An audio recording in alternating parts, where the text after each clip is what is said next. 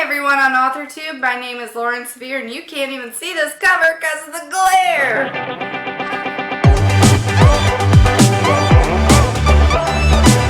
Hi everyone, my name is Lauren Severe, and welcome back to my channel. Today I'm going to be talking about my book cover.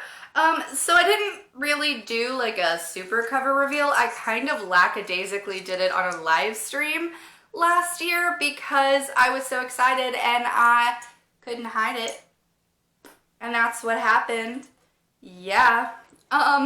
So if you've ever been to my channel, you know I barely edit myself. I barely know what I'm talking about. I'm a crazy person.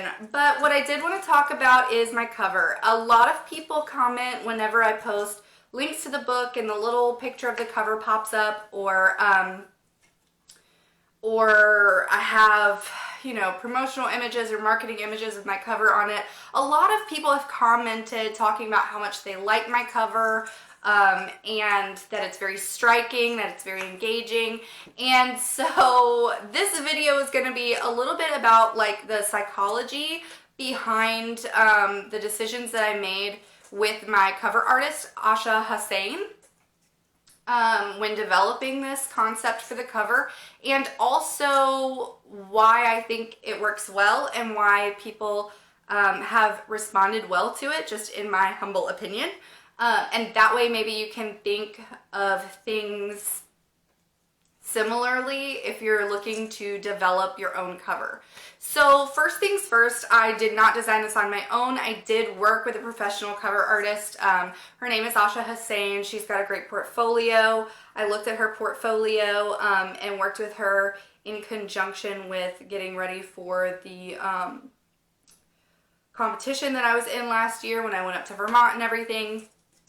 She did 2 different cover concepts for the book, and she kind of, like, she gave me a questionnaire, and it wasn't really in-depth, but it was a probing enough questionnaire that if I said something about the theme of the book or characters that were important or whatever, she could ask follow-up questions and she could kind of get a hint of like what exactly I was looking for. If there were any symbols that were important in the book, any themes, any whatever. And a lot of that I didn't even discover until I was further in the editing process. So I will say, if you're looking for cover art, you probably need to have had your book professionally edited once, twice possibly, just for the simple fact that if you do a first draft and then you go to like buy a cover and you're like, well, I'm gonna go and I'm gonna get this person to like work on this cover while I'm getting it edited and I'm gonna save time and be productive. Great thinking with the like multitasking and prioritizing aspect. Not so great thinking when you realize that you really need to flesh out a lot of the themes and the structure of the book and the things that are going to end up being important with the finished product of the book. Like the things you definitely know aren't going to change because you're going to want them reflected in your cover. Now, whenever you look at this cover, this is one of 2 concepts that my cover designer did for me. This is the symbolic version. There was a symbolic cover concept that she did, and there was a character-driven cover concept that she did. The character-driven cover concept, I told her that the main character, Liz, is a young adult with red hair and blue eyes, and she wears a green cloak throughout most of the book, and she's sort of in a medieval whatever, and then there's another main character, Matt, medieval world, and then there's a secondary main character whose name is Matt, and he wants to be a knight, but he's pretty poor, and that is reflected in like his armament and in his clothing and in his manner, and he's got blonde hair and green eyes. And that was kind of the only like direction I gave her as far as that. I did make sure to let her know that with the character-driven art, I didn't want the characters' faces in the cover. Why? Well, for me, personally, as the author, I thought, sorry, I wanted to adjust my seating. But personally, me as the author, it's a personal choice that I don't tend to like having character faces on covers. Now, I've seen many where this is done well and that I think are very beautiful, but I always tend to imagine the main character looking exactly like that person on the front cover. And sometimes it doesn't like gel with what's in my imagination, and it actually hangs me up a little bit in the reading, just because like if the image of the front cover isn't exactly like what's just being described in my mind, like it takes me out of the world a little bit. And I've had this experience as a reader. I didn't want my readers to have this experience. I did have character art drawn up for the characters. That was mostly so that I could use those images for marketing and promotion, to put on book swag, etc., to make like character cards, bookmarks, things like that, in case people wanted to see what I imagine the characters to look like. But I always want my readers to have their own versions of these characters in their minds. You know, and I would say that while Nicole did an amazing, wonderful job at bringing my book babies to life, I would even venture to say that, you know, that one concept of how one of my characters looks could be totally different than how somebody else imagines them from my descriptions. And I never want the readers to feel like they're being dictated to. I want them to be able to draw some of their own conclusions throughout the work. So it was important to me that the characters' faces not be shown, or not their whole faces. Because I have seen some covers where it's like a part of a face is showing, but you can't really tell the features all the way, that it was done really artistically and beautifully. So I did say I'm okay with some of the face, but not all of the face. We ended up choosing the symbolic cover for a few different reasons. The first of which, it is striking. And the second was that the characters, for me, she couldn't get them realistic enough to convey the tone of the book, which is pretty dire. It was more animated, more like stock art, like animated stuff. And for me, I was like, if this can't be done artistically enough to where I feel like this is just 100% it, then I don't want it at all. I don't want the readers to have that impression at all.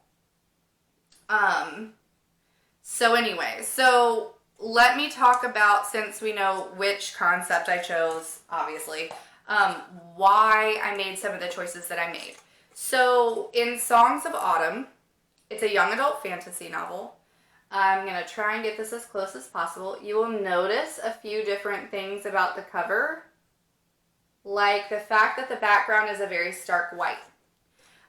So when reviewing a lot of the covers in the young adult fantasy genre, like the bestsellers and ebooks that are new releases, all of that in the young adult fantasy genre, a lot of what I saw, they were symbolic covers that featured heavy symbolism, but a lot of them were not stark white.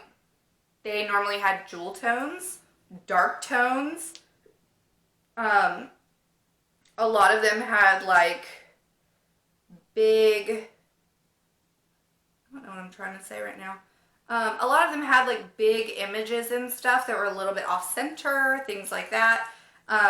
For me, I wanted the cover's background to be stark white as a part of the symbolism. A little bit of backstory. Man, I'm rambling. A little bit of backstory about the book so that this can make sense and I can stop rambling. Is that the basic premise of this book is that Liz has known her entire life the exact day she was going to die. The day comes and she's not ready to go. And she's put in this really bad position where the gods of this world that she lives in have dictated that this person needs to die on this day in this way, and then you can have magic back, because magic is this like resource and they're running out of it. And what magic does in the context of this world is it keeps the natural processes of the world going. It helps the sun rise in the east and set in the west. It helps the tides turn appropriately. It changes the seasons. And so the things that they need for the world to keep working so that they don't all die is magic. And the gods are like, you only have a finite amount, and we require a sacrifice to give you any more. And so 1,000 years ago, they were like, this is the girl we want, and we want her to die here and in this way. And it turns out to be our main character, Liz. And Liz is like, has known her whole life this was coming since she was born. And the day comes and she's like, but I'm not ready to go. Like, I'm a teenager, I'm not ready to die, I'm not ready to give up my life, and if I don't, then that means that we're not going to have enough magic to change the seasons once winter descends, and people can starve and people can die, and it'll be a bad situation. So she's really, like, right at the beginning of the book, thrust into this really terrible situation where the stakes are really high. So the impending threat of winter is a really prevalent theme throughout the book, and that's part of why I was really insistent upon having a very light or white background in the cover. Now, in contrast to that, there is this dark purple thistle, and the dark purple thistle, the thistle is symbolic to our secondary main character, Matt, and is also somewhat representative of our antagonist, who is a very dark, ominous presence, just like the thistle is against the white background of the cover. And of course there's this little blood drop here, and people ask me about it all the time whenever I'm explaining stuff about the cover. So because this is representative of our antagonist and basically the antagonistic like themes in the book, the idea that it's her blood and it's a blood sacrifice that she needs to give to like save everyone in the kingdom, that's why there is that little, on this side, that little blood drop right over here. Also, you'll see that the thistle is actually like tangled in the background. And that is representative of the fact that Liz feels like she's not able to escape her fate. She feels trapped by circumstances a lot, especially at the beginning of the book. And it's representative of those feelings. And then, of course, we have the title. And the title is in gold, and it's in a romantic sort of font. It's very sort of sweeping, somewhat medieval or Renaissance-esque. And the gold the gold and purple both are really like, when you think of royalty, you think of royal purples and deep blues, and the gold is, again, representative of the fact that she is royalty and she's having to make these decisions. The tagline for the book is right up here. It's "Defy Your Fate," because that is sort of the main issue, is that Liz is trying to defy her fate, and she doesn't know if it's the right thing to do or not. And so yeah.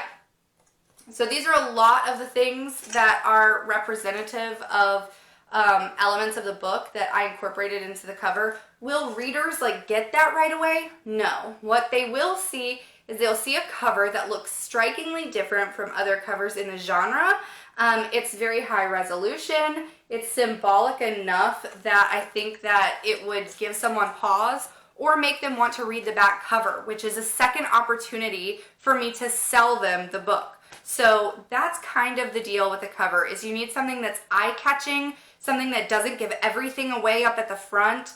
And if you can layer in a little bit of mystery and thematic suspense and symbolism and stuff like that, so that when the readers are done with the book and they have it on their shelf or they look at it again and they can say, oh my gosh, that was so smartly done. I'm going to buy every book in this series. I can't wait to see what happens next. And this is also, it's simple. It's a simple enough cover, but it's striking, you know, and that's the goal. The goal is catch their eye, get them to read the blurb. Hopefully once they read the blurb, they buy the book. And then hopefully once they buy the book, they read and love the book and review the book and recommend the book to friends, So as a marketing tool, it is very important to consider your cover. I don't pretend to be an authority on anything relating to this. It's just sort of a little bit of the things that I learned and things that, you know, I did with my cover, and that's kind of why I used mine as an example, so that you can kind of draw a few of your own conclusions. Things like, look at the other books in your genre. What are they doing well? Which ones, you know, catch your eye? Why are they catching your eye? Do you want to be different? If you look at these books on a bookshelf, which one would you most like to pick up? You know, one thing I can say is a lot of self-published authors, not all, but a lot of them make the mistake of not investing enough time or money in their cover. And I know that we always say, like, a book is not judged by the cover, but that's a lie.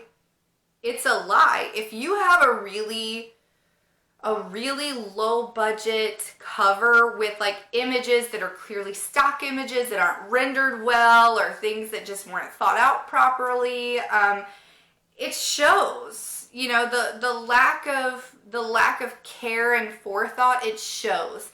And unfortunately, that's the first impression that the readers have of your book.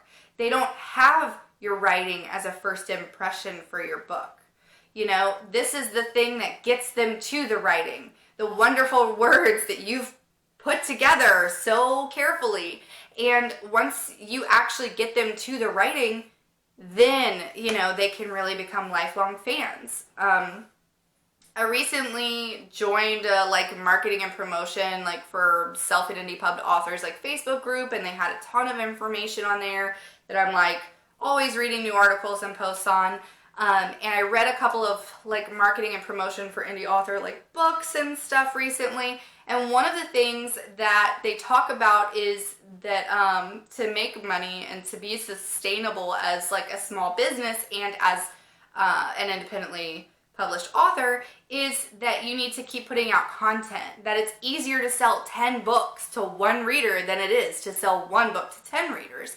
And that's true. Like when I think of the amount of money that I have spent on books, I mean, all these books in a series and stuff, just because I wanted to find out what happened next.